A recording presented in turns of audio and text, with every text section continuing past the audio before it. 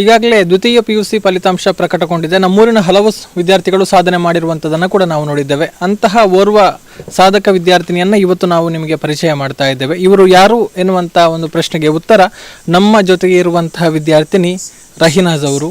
ಇವರು ಉಪ್ಪಿನಂಗಡಿ ಸರಕಾರಿ PU ಕಾಲೇಜಿನ ವಿದ್ಯಾರ್ಥಿನಿ, ಕಾಮರ್ಸ್ ವಿಭಾಗದ ವಿದ್ಯಾರ್ಥಿನಿ. 600ಕ್ಕೆ 591 ಅಂಕಗಳನ್ನು ಪಡೆದು ರಾಜ್ಯಕ್ಕೆ 7ನೇ ರ್ಯಾಂಕನ್ನು ಪಡೆದಿದ್ದಾರೆ. ಆದರೆ ಇವರು ಪ್ರಥಮ ರ್ಯಾಂಕ್ ವಿಜೇತರು ಕೂಡ ಹೌದು. ಹೇಗೆ ಅಂತ ಹೇಳಿದರೆ, ರಾಜ್ಯದ ಸರ್ಕಾರಿ ಕಾಲೇಜುಗಳಲ್ಲಿನ ಕಾಮರ್ಸ್ ವಿಭಾಗವನ್ನು ನಾವು ಪರಿಗಣಿಸಿದರೆ ಆ ಕಾಮರ್ಸ್ ವಿಭಾಗದಲ್ಲಿ ರಾಜ್ಯಕ್ಕೆ ಸರ್ಕಾರಿ ಕಾಲೇಜುಗಳಲ್ಲಿನ ಕಾಮರ್ಸ್ ವಿಭಾಗದಲ್ಲಿ ಟಾಪರ್ ಆಗಿರುವಂಥವರು. ಸೊ ಅವರ ಒಂದು ಕಲಿಕೆ ಹೇಗಿತ್ತು, ಹೇಗೆ ಈ ಒಂದು ಸಾಧನೆ ಸಾಧ್ಯ ಆಯಿತು, ಮುಂದಿನ ಕನಸುಗಳೇನು ಎಲ್ಲವನ್ನು ಕೂಡ ಮಾತನಾಡೋಣ. ಸೊ ಈಗ ನಮ್ಮ ಜೊತೆಗೆ ಮಾತನಾಡೋದಕ್ಕೆ ರಹಿನಾಜ್ ಅವರಿದ್ದಾರೆ. ನಮಸ್ತೆ. ನಮಸ್ತೆ. ಮೊದಲನೇದಾಗಿ ಅಭಿನಂದನೆಗಳು. ಹೇಗೆ ಅನಿಸ್ತಾ ಇದೆ? ತುಂಬ ಖುಷಿ ಆಗ್ತದೆ. ಅಂದರೆ ಸ್ವಲ್ಪ ಎಕ್ಸ್ಪೆಕ್ಟ್ ಮಾಡಿದ್ದೆ, ಅಂದರೆ ರ್ಯಾಂಕ್ ಎಲ್ಲ ಬರ್ಬೋದು ಅಂತ ಇರಲಿಲ್ಲ. ಖುಷಿ ಆಯಿತು ನೋಡಿದಾಗ ಮಾರ್ಕ್ಸ್. ನಿಮ್ಮ ಎಕ್ಸ್ಪೆಕ್ಟೇಷನ್ ಎಷ್ಟಿತ್ತು? ಎಷ್ಟು ಬರ್ಬೋದು ಅಂತ ಅಂದ್ಕೊಂಡಿದ್ರಿ? ಬರ್ತಿದ್ದೆ, ಆದರೆ ಹೇಗೆ ವ್ಯಾಲ್ಯೂ ಮಾಡ್ತಾರೆ ಅದೇನು ಗೊತ್ತಿರಲಿಲ್ಲ ಅಲ್ವಾ, ಹಾಗೆ ಸ್ವಲ್ಪ ಭಯ ಇತ್ತು. ಅಂದರೆ ಬರ್ದಿದ್ದೆ, ಇಷ್ಟು ಬರುವಷ್ಟು ಬರ್ದಿದ್ದೆ. ಅಲ್ಲ, ನಿಮ್ಮ ಎಕ್ಸ್ಪೆಕ್ಟೇಷನ್ ಎಷ್ಟಿತ್ತು ಅಂತ, ಎಷ್ಟು ಬರ್ಬೋದು ಅಂತ ಒಂದು ಅಂದಾಜಿತ್ತು? 590 ಅಬೋ. ಕಾನ್ಫಿಡೆನ್ಸ್ ಇತ್ತು. ಓಕೆ. SSLCಯಲ್ಲಿ ಹೇಗಿತ್ತು ನಿಮ್ಮ ಮಾರ್ಕ್ಸ್ ಎಲ್ಲ? 584 ಇತ್ತು. ಅಂದರೆ ಅದರಲ್ಲಿ ಅಷ್ಟು ಅಂತ ಇಂಟ್ರೆಸ್ಟ್ ತೋರಿಸಿರಲಿಲ್ಲ. ಅದರಲ್ಲಿ ಸ್ವಲ್ಪ ಇಂಟ್ರೆಸ್ಟ್ ತೋರಿಸಿ ಕಲ್ತಿದ್ದೆ ಹಾಗೆ. ಈಗ ಖುಷಿಯಾಗಿದೆ ರಿಸಲ್ಟ್? ಖುಷಿಯಾಗಿದೆ, ಎಲ್ರಿಗೂ ಖುಷಿಯಾಗಿದೆ. ರಿಸಲ್ಟ್ ನೋಡಿದಾಗ ತುಂಬ ಅಪ್ರಿಷಿಯೇಟ್ ಮಾಡಿದ್ರು ಎಲ್ಲರೂ. ಖುಷಿ ಆಯಿತು. ಯಾರೇನು ಫ್ರೆಂಡ್ಸ್ ಏನು ಹೇಳಿದರು? ನಿಮ್ಮ ಕಾಲೇಜಲ್ಲಿ ಪ್ರಿನ್ಸಿಪಲ್ ಏನು ಹೇಳಿದರು? ಲೆಕ್ಚರರ್ಸ್ ಏನು ಹೇಳಿದರು? ಲೆಕ್ಚರರ್ಸಿಗೆ ಇನ್ನೂ ಖುಷಿ ಆಯಿತು. ಅವರು ನಮಗಿಂತ ಜಾಸ್ತಿ ಅವರು ಖುಷಿಪಟ್ಟರು. ಎಲ್ಲರೂ ಕಾಲ್ ಮಾಡಿದರು, ತುಂಬ ಅಪ್ರಿಷಿಯೇಟ್ ಮಾಡಿದರು.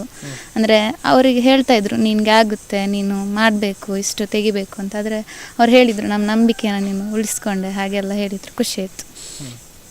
ಎಲ್ಲರೂ ನಿಮ್ಮ ಕ್ಲಾಸ್ಮೇಟ್ಸ್, ನಿಮ್ಮ ಫ್ರೆಂಡ್ಸ್ ಅವರ ಖುಷಿ ಹೇಗಿತ್ತು? ಅದೇ ಅವ್ರು ಹೇಳಿದರು, ಅಂದರೆ ನಾವು ಹೇಳುವಾಗ ಅವ್ರು ಕೇಳ್ತಾರಲ್ವ ಎಷ್ಟು ಬರ್ಬೋದು ಅಂತ. ಅಂದರೆ ನಾವು ಹೇಳ್ತೀವಲ್ಲ, ಹಂಗೆ ಗೊತ್ತಿಲ್ಲ ಅವ್ರು ಹೇಗೆ ವ್ಯಾಲ್ಯೂ ಮಾಡ್ತಾರೆ ಅಂತ ಗೊತ್ತಿಲ್ಲ. ಹಾಗೆ ಹೇಳಿದಾಗ ಓ ನಿಂಗೆ ಇಷ್ಟು ಬಂತಲ್ವಾ ಅಂತ, ಅಂದರೆ ಅವರಿಗೂ ಖುಷಿ ಆಯಿತು. ಫ್ರೆಂಡ್ಸ್ ಅಲ್ವಾ, ತುಂಬ ಖುಷಿ ಆಯಿತು ಅವರಿಗೂ. ಓಕೆ. ಹೇಗೆ ಸ್ಟಡೀಸ್ ಮಾಡ್ತಾ ಇದ್ರಿ? ಎಷ್ಟು ಓದ್ತಾ ಇದ್ರಿ ದಿನಕ್ಕೆ? ಹೇಗೆ ಬ್ಯಾಲೆನ್ಸ್ ಮಾಡ್ತಾ ಇದ್ರಿ? ಅಂದರೆ ಡೈಲಿ ಏನು ಓದ್ತಾ ಇರಲಿಲ್ಲ. ಎಕ್ಸಾಮ್ ಇದ್ದರೆ ಒಂದು 3 days ಬಿಫೋರ್, 1 week ಬಿಫೋರ್ ಅಲ್ಲ, ಅಂದರೆ ಫೈನಲ್ ಎಕ್ಸಾಮಿಗೆ 1 month ಬಿಫೋರ್ ಹಾಲಿಡೇಸ್ ಕೊಟ್ಟಿದ್ರಲ್ವ, ಆಗ ಓದಿದ್ದೆ. ಅಂದರೆ ಡೈಲಿ ಏನು ಮಾಡ್ತಾ ಇರಲಿಲ್ಲ, ಓದ್ತಾ ಇರಲಿಲ್ಲ ಬಂತು. ಅಂದರೆ ಓದೋದಕ್ಕೆ ಅಂತಲೇ ತುಂಬ ಫೋಕಸ್ ಮಾಡ್ತಾ ಇರಲಿಲ್ಲ? ಅಂದರೆ ಎಕ್ಸಾಮ್ ಟೈಮಲ್ಲಿ ಮಾತ್ರ ಅಷ್ಟೇ, ದಿನಾಲೇನು ಬಂದು ಓದ್ತಾ ಅಂದರೆ ಹೇಗಿರಲಿಲ್ಲ. ನಿಮ್ಮದು ಬೇರೆ ಆ್ಯಕ್ಟಿವಿಟೀಸ್ ಅಂದರೆ ಅದರ್ ಎಕ್ಸ್ಟ್ರಾ ಕರಿಕ್ಯುಲರ್ ಆ್ಯಕ್ಟಿವಿಟೀಸ್ ಯಾವುದು? ನಿಮ್ಮ ಇಷ್ಟದ ಚಟುವಟಿಕೆಗಳು ಅದರಲ್ಲೆಲ್ಲ ಹೇಗಿರ್ತೀರಿ? ಅಂದರೆ ಆ ಥರ ಏನಿಲ್ಲ. ಹಾಬೀಸ್ ಅದೇ ಓದುವಂಥದ್ದು ಇರ್ಬೋದು, ಅಥವಾ ಬರೆಯುವಂಥದ್ದು ಇರ್ಬೋದು, ಸಾಹಿತ್ಯದಲ್ಲಿರ್ಬೋದು, ಇದ್ರ ಬಗ್ಗೆ ಎಲ್ಲ ಆ ಥರ ಏನಿಲ್ಲ. ಸ್ಟಡೀಸ್ ಮಾತ್ರ? ಸ್ಟಡೀಸ್ ಮಾತ್ರ. ಅಂದರೆ ಸ್ಟಡೀಸ್ ಅಂದರೆ ಅದೇ ಎಕ್ಸಾಮ್ ಟೈಮಲ್ಲಿ ಮಾತ್ರ ಅಷ್ಟೇ. ಓಕೆ. ಮನೆಯವರ ಸಪೋರ್ಟ್ ಬಗ್ಗೆ?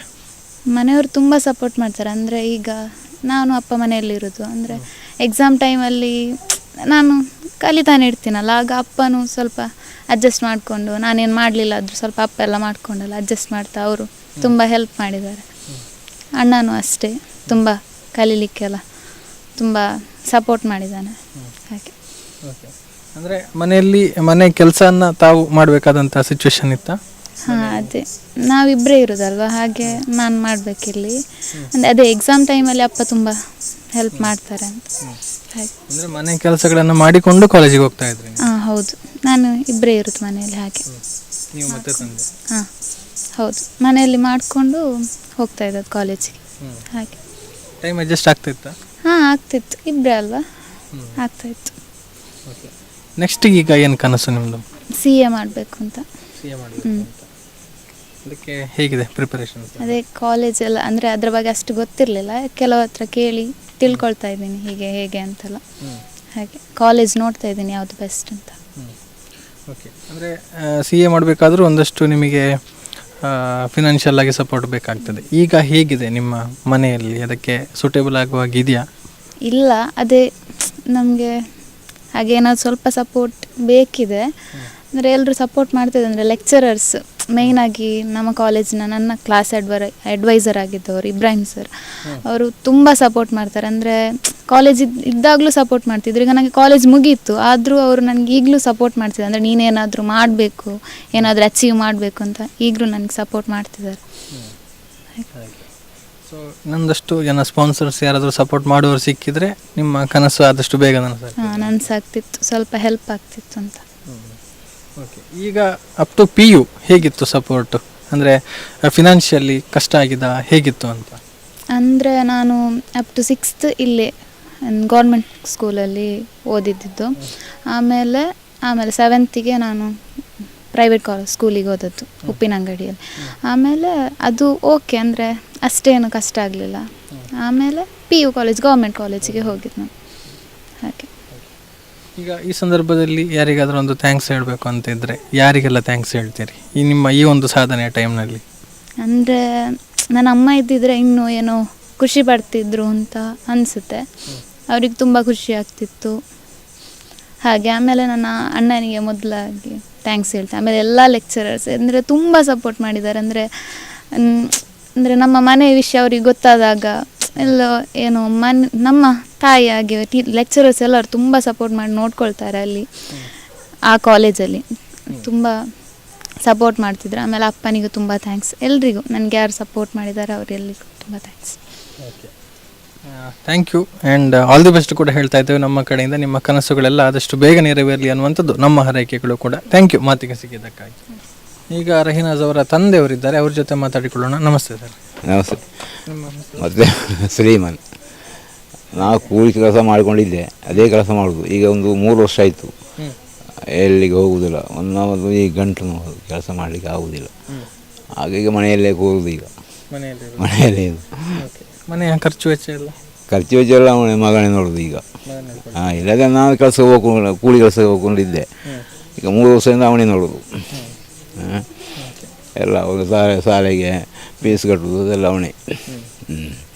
ಮತ್ತು ಇಂಡಿಯನಿಗೆ 10ನೇವರೆಗೆ ಇಂಡಿಯನ್ಗೆ ಹೋಗಿದ್ದ, ಅಲ್ಲಿ ಫೀಸ್ ಕಟ್ಟೆಲ್ಲ ಅವನೇ ಕಟ್ಟಲಿದ್ದು.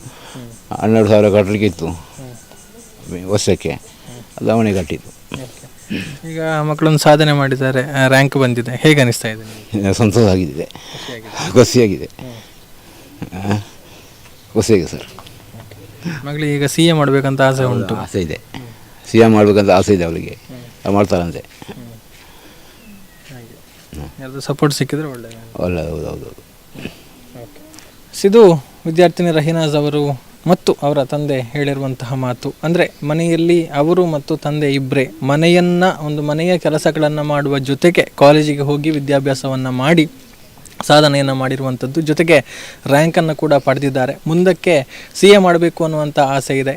ಈ ಕನಸಿಗೆ ಒಂದಷ್ಟು ದಾನಿಗಳು ಅಥವಾ ಶಿಕ್ಷಣ ಪ್ರೇಮಿಗಳು, ವಿದ್ಯಾಪೋಷಕರ ಒಂದು ಸಹಕಾರವನ್ನು ಸಿಕ್ಕಿದರೆ ನಮ್ಮ ಕನಸು ಆದಷ್ಟು ಬೇಗ ನನಸಾಗಬಹುದು ಅನ್ನುವಂಥದ್ದು. ಯಾಕಂತ ಹೇಳಿದರೆ ಪ್ರತಿಭೆಗಳಿಗೆ ಸೂಕ್ತವಾದ ಅವಕಾಶ, ಪ್ರೋತ್ಸಾಹ ಸಿಕ್ಕರೆ ಅದೆಷ್ಟು ದೊಡ್ಡ ದೊಡ್ಡ ಸಾಧನೆಗಳನ್ನು ಮಾಡಿರುವಂಥ ನಿದರ್ಶನಗಳು ನಮ್ಮ ಮುಂದೆ ಬೇಕಾದಷ್ಟಿದೆ. ಅಂತಹುದೇ ಒಂದು ಪ್ರೋತ್ಸಾಹ, ಸಹಕಾರ ಈ ಒಂದು ಪ್ರತಿಭೆಗೂ ಕೂಡ ಸಿಗಲಿ. ಆ ಮೂಲಕ ಅವರ ಕನಸು ನನಸಾಗಿ ಅವರು ಸಾಧನೆಯನ್ನು ಉನ್ನತ ಮಟ್ಟದಲ್ಲಿ ಮಾಡುವಂತಾಗಲಿ ಅನ್ನುವಂಥದ್ದು ಸುದ್ದಿ ಆಶಯ. ಸಮದ್ ಕುರಿಯ ಜೊತೆಗೆ ಗೌತಮ್ ಶೆಟ್ಟಿ, ಸುದ್ದಿ news, Uppinangady.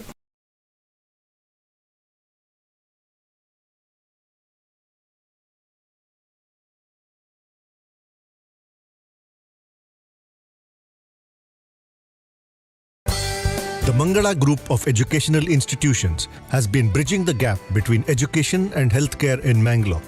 Colleges under the group have nurtured the career dreams of several students. Our students have been placed in the defense sector in India as well as in renowned hospitals worldwide.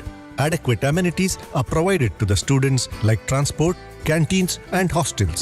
A well-stocked library, state-of-the-art laboratories, regular skill development courses, e-library system, a vast ground with focus on co-curricular and extracurricular activities are few among the support we offer. The Mangala Group of Educational Institutions offers quality courses in nursing, paramedical sciences, allied health sciences, physiotherapy, and speech and hearing. The journey of 1,000 miles starts with a single bus ride to college. Explore and experience the exceptional quality of education at Mangala Group of Educational Institutions. ಪುತ್ತೂರಿನಲ್ಲಿ ನೂತನ ಅಲಂಕೃತವಾದಂತಹ ಗೃಹೋಪಕರಣಗಳು ಈಗ factory ರಿಯಾಯಿತಿ ದರದಲ್ಲಿ. DG furniture factory outlet, May 8ರಂದು ಬೆಳಗ್ಗೆ 10 ಗಂಟೆಗೆ ಉದ್ಘಾಟನೆಗೊಳ್ಳಲಿದೆ.